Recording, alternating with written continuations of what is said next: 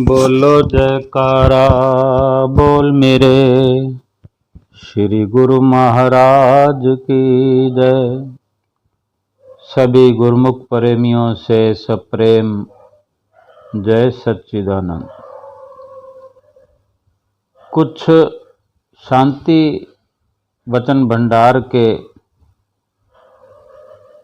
वचन हैं, वचन नंबर भी हैं 321 से 325 जो मेरे पढ़ने में आए तो कितना अच्छा लगता है। अच्छे अच्छे वचन पढ़ने को मिले, सुनने को मिले। जैसे लोहे के टुकड़े को चुंबक से स्पर्श करने से उसमें एक आकर्षण शक्ति आ जाती है, वैसे ही जो साधारण मनुष्य भी स्वयं को नाम से संबंधित कर देता है, नाम के साथ जुड़ जाता है या नाम को अपने साथ जोड़ लेता है, उसमें एक प्रकार की प्राकृतिक कुदरती आकर्षण शक्ति उत्पन्न हो जाती है, जिसके परिणाम स्वरूप सभी पदार्थ और लोग अपने आप वहां चले आते हैं। नाम की ये तासीर है कि जब इंसान नाम से जुड़ जाता है या नाम को अपने साथ जोड़ लेता है तो ये जो मायावी ताकतें हैं या माया है, माया के पदार्थ हैं, ये अपने आप चल पड़ते हैं। जिस तरह नाम की ताकत इंसान की बढ़ती जाती है, पावर बढ़ती जाती है, तो माया के पदार्थों और सामानों को, आम इंसानों को खींचने की ताकत उस इंसान में आने लग जाती है। हाँ, ये बात है कि जब हमारे अंदर अहंकार आएगा तो कष्ट भी आएंगे। इसलिए यदि ईश्वर के निकट होना चाहते हैं हम, तो अहंकार को तो दूर भगाना पड़ेगा। और जब अहंकार निकलने लगेगा, निकल जाएगा, तो हमारी वाणी ईश्वरीय वाणी हो जाएगी। और किसी भी वस्तु को प्राप्त करने के लिए उसका मूल्य तो देना ही पड़ता है। यदि योग को चाहते हो तो भोग को त्यागना पड़ेगा। और जिसको आत्मिक मार्ग पर चलने का विचार है, उसे शरीर और शारीरिक संबंधियों की तरफ आकृष्ट नहीं होना चाहिए। जैसे जो नाव तट के पेड़ से बंधी हुई है, किनारे पर कोई नाव पेड़ से बंधी हुई है, उस पर कोई यात्रा कर सकता है क्या? इसी प्रकार जो आत्मिक मार्ग पर, आध्यात्मिक मार्ग पर, भक्ति मार्ग पर चलने का विचार रखता है, तो शरीर और शरीर संबंधियों की तरफ से तो उसको अपनी सुरती को हटाना पड़ेगा, तभी वो भक्ति मार्ग पर चल सकता है। और जैसे कोई घड़ी साज के पास, मोटर को वर्कशॉप में मिस्त्री के पास ठीक करवाने के लिए जाना पड़ता है, और मन की मैल उतारनी हो, मन को साफ सुथरा करना हो, तो हमको संत सतगुरु की शरण में जाना पड़ेगा। और हम तो कितने भाग्यशाली हैं कि हम तो संत सतगुरु की शरण में आ चुके हैं। सतगुरु हमें अपना बना चुके हैं और हम सतगुरु को अपना चुके हैं, अपना बना चुके हैं। अगर ये बात सत्य है तो थोड़ा अपने अंदर विचार अवश्य करें। एक दूसरे तरीके से समझते हैं, किसी कथा के माध्यम से समझ लेते हैं कि एक नगर में कहीं दो लोगों का जिक्र है कि उन दो लोगों के बीच में आपस में झगड़ा हुआ। एक तो कोई साहूकार व्यक्ति था जो सभी जानते थे। और एक बेचारा गरीब, तो उन दोनों का झगड़ा गांव के प्रधान के पास आया। झगड़ा क्या था कि जो सेठ साहूकार था, उसने गरीब व्यक्ति से पैसे लिए। अब विचार करने वाली है कि जैसे जो सेठ जो था उसका नाम था यशपाल, और जो गरीब था उसका नाम था लच्छू। अब धनवान आदमी गरीब आदमी से पैसे कैसे ले सकता है, किसी को यकीन भी नहीं होता। अब लच्छू का कहना है, जो गरीब इंसान था, उस गरीब लच्छू का कहना है कि 6 महीने पहले इस धनी आदमी यशपाल ने 5,000 रुपये मुझसे उधारे लिए थे और अब वापस करने से मना कर रहा। सबको यही यकीन दिलाता फिरता है कि मुझे क्या जरूरत है लेने की पैसे इससे, मैं तो खुद साधन संपन्न हूं। यही सबको यकीन दिलाता है और प्रधान जी को भी कहता है कि मैं तो इससे कई गुना अमीर हूं, मैं क्यों मांगने लगा उस लच्छू गरीब से 5,000। अब मुकदमा गंभीर था, दोनों ही अपनी अपनी बात पर अड़े हुए थे। प्रधान ने कुछ देर सोच विचार कर उन दोनों को कहा भी कल आना आप लोग दोनों। तो अगले दिन लच्छू और वो यशपाल सही समय पर प्रधान के पास पहुंच गए। और जब ये मुकदमे होते थे वहां पर प्रधान के पास, तो बहुत सारे लोग एकत्र होते थे, क्योंकि विचित्र फैसले किया करते थे प्रधान जी, और सच्चा न्याय करते थे। तो जब वो दूसरे दिन पेश हुए तो प्रधान ने सामने एक दीवार थी, दीवार की ओर इशारा किया। उनके न्याय करने का ढंग था कि दीवार के पीछे साइड, पिछले तरफ चले जाओ दोनों, और वहां पर 2 अलग अलग बाल्टियां पानी की मैंने भर के रखी है। तुम दोनों लोग एक एक बाल्टी अपनी तरफ कर लो, अपने हिस्से की समझ लेना, और अपनी बाल्टी में से ही एक एक लोटा पानी निकाल कर अपने हाथ पैर धो लेना। धो लो हाथ पैर और आ जाओ। ध्यान रहे एक ही लोटा पानी इस्तेमाल करना है दोनों ने, एक लोटा आप और एक लोटा आप अपनी अपनी बाल्टी से भरना। और इस तरह पवित्र होके आ जाओ, फिर न्याय देवता की पूजा करेंगे और आपका फैसला हो जाएगा। दोनों दीवार के पीछे गए, जहां लच्छू ने तो एक लोटा पानी भरा, अपने हाथ पैर आसानी से धो लिए। उसको तरीका था, उसने अपने तरीके से धो लिए। लेकिन यशपाल जो सेठ जी थे वो फंस गए। एक लोटा तो पानी उन्होंने यूं बहा दिया जैसे ध्यान ही नहीं रहा उनको। फिर अगल बगल झांका कि कोई देख तो नहीं रहा है, और एक लोटे से तो कुछ हुआ भी नहीं। तो उन्होंने कहा कौन सा कोई देख रहा है, तो अपने आप ही सुनिश्चित कर लिया कि कोई देख तो नहीं रहा, इसलिए एक लोटा और पानी भर लो। वो भी धड़ाधड़ डाल दिया, तो भी पैर उसके धुल नहीं पाया अच्छी तरह से। फिर उसने सोचा एक लोटा पानी और इस्तेमाल कर लेता हूँ, कौन सा प्रधान फांसी चढ़ा देगा मुझे। तो उसने 1-2 लोटे और डाल दी, यानी लगभग बाल्टी खाली कर दी। और इस तरह दोनों वापस दीवार के इस तरफ प्रधान के पास पहुंचे। प्रधान ने उनसे पूछा क्या दोनों ने एक एक लोटा पानी का इस्तेमाल किया, तो दोनों कहते हाँ एक एक लोटा ही, जबकि लच्छू ने तो एक लोटा खाली किया ही था। अब प्रधान बड़ा चतुर था, उसने बाल्टियों में जाकर देखा खुद, और समझ गया कि यशपाल ने जो इस बाल्टी को पानी को इस्तेमाल किया वो लगभग पूरी बाल्टी खाली कर गया था।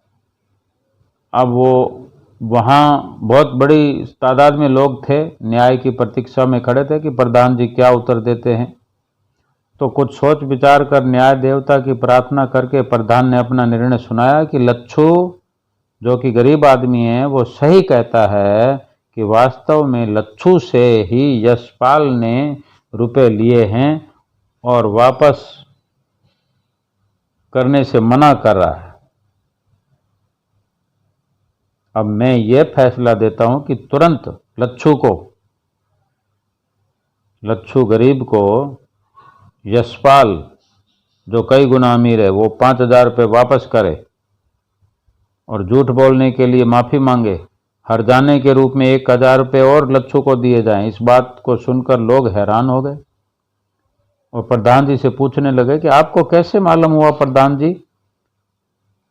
तो उन्होंने मुस्कुराते हुए कहा, सीधी सी बात है, मैंने दोनों की हाथ पैर की धोने की परीक्षा ली थी, जिससे मुझे दोनों के स्वभाव के बारे में जानकारी मिल गई।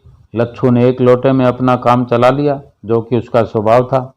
कम खर्च में गुजारा करने वाला आदमी निकला और यशपाल ने पूरी बाल्टी पानी की खत्म कर दी।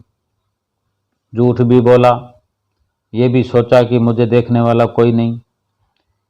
यानी इस स्वभाव से पता चलता है कि वो मतलबी, खुदगर्ज, स्वार्थी तथा भ्रष्ट आदमी, झूठ बोलने वाला, झूठा, कपटी। तो इससे ये स्पष्ट किया मैंने कि यशपाल झूठ भी बोलता है और इसी तरह से मैंने जान लिया कि यशपाल ने अवश्य ही लच्छू से 5,000 रुपये लिए हैं और उसको वापस न करना पड़े इसलिए वो मना कर रहा है, तरह तरह की बातें बना रहा है। सभी वहाँ पर जो उपस्थित लोग थे प्रसन्न हुए। तो ये कुछ बातें ऐसी होती हैं, इन बातों का तात्पर्य केवल इतना ही है कि हम एक तरफ तो अपने श्री गुरु महाराज जी से कहते हैं कि हमारे गुरु महाराज जी अंतर्यामी हैं, दूसरी तरफ हम इस बात की परवाह भी नहीं करते कि अंतर्यामी है तो वो तो सब देखते हैं। सारा दिन, रात हो, दिन हो, रोशनी हो, अंधेरा हो, फिर इस बात को जानते हुए हर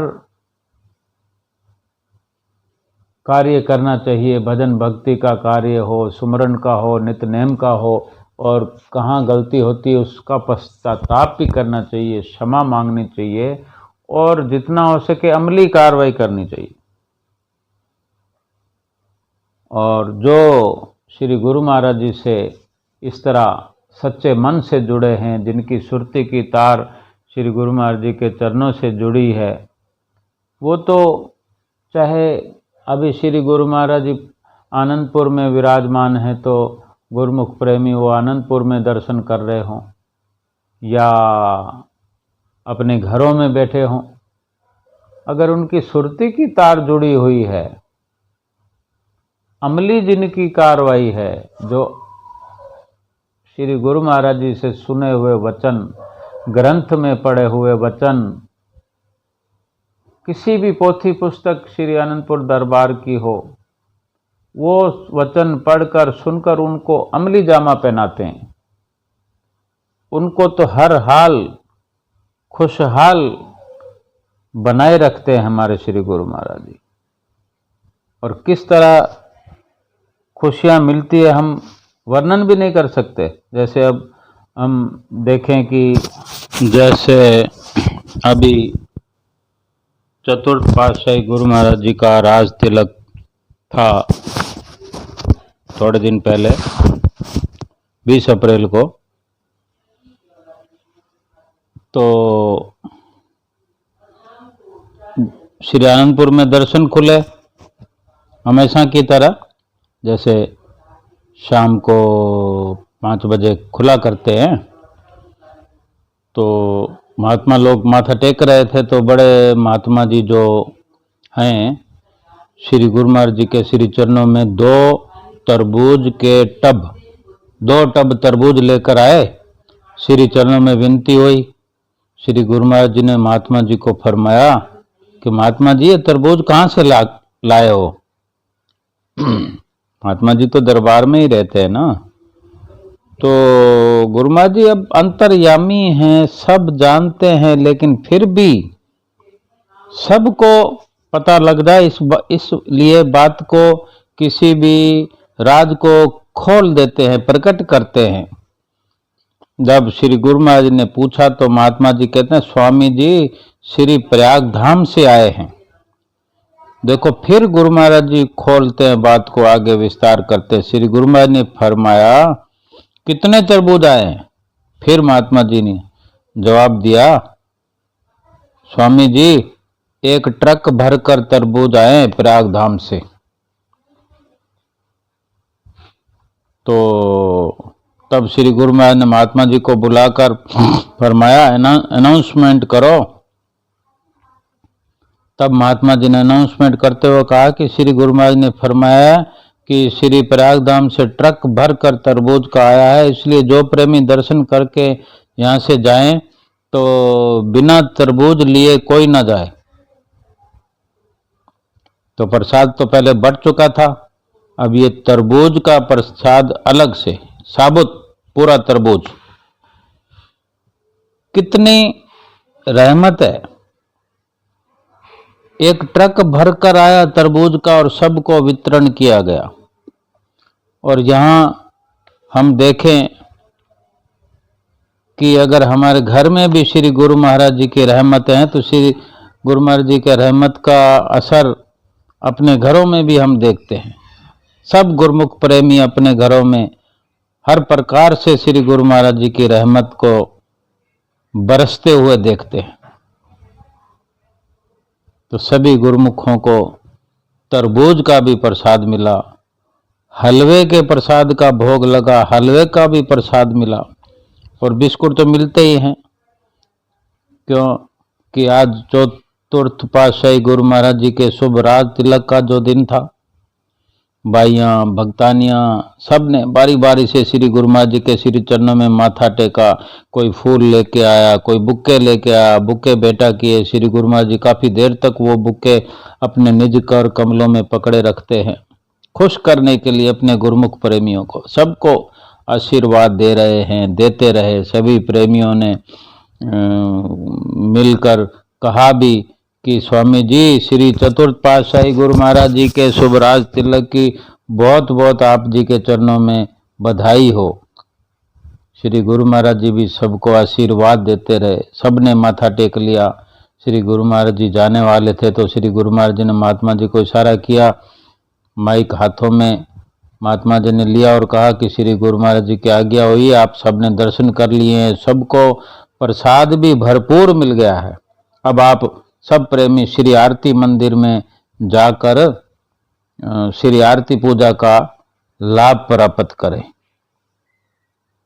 कितना आनंद मिलता होगा कि जब श्री गुरु महाराज जी के ये नज़ारे, ये रहमतें हमको घर बैठे भी अगर सुनने को मिलती है तो यूं लगता है कि हम श्री आनंदपुर धाम में खड़े हैं, श्री गुरु महाराज जी के सन्मुख खड़े हैं, श्री गुरु महाराज जी के श्री चरणों में मत्था टेक रहे हैं, श्री गुरु महाराज जी के दर्शन कर रहे हैं, श्री गुरु महाराज जी से तरबूज का प्रसाद ले रहे हैं। हमारे हाथों में तरबूज है, तरबूज का प्रसाद। कैसा अनुभव प्रतीत होता है सुनने मात्र से ही कि कोई शहनशाह,